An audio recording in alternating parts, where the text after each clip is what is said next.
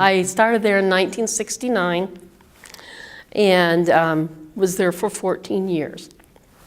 Of course, that was in the very beginning of when the education system, there was becoming more fair, appropriate public education, and a lot of school systems were starting to put the supports into place in the public school systems.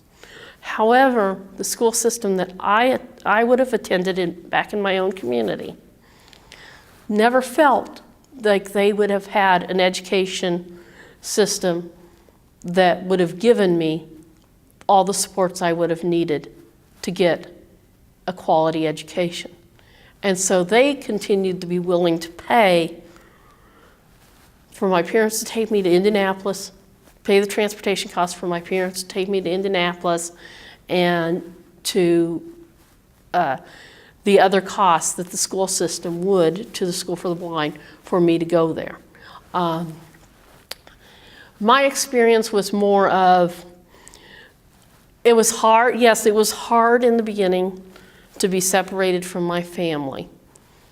But it was harder on my siblings than it was on me, in that my brother couldn't understand why I had to go away to school. Once I got adjusted to being away and that, I hated going home on Friday, but I loved coming back on Sunday and that. And for 14 years I did that. I was very involved in leadership activities and sports and that throughout the years I was there. It was like having a second family. I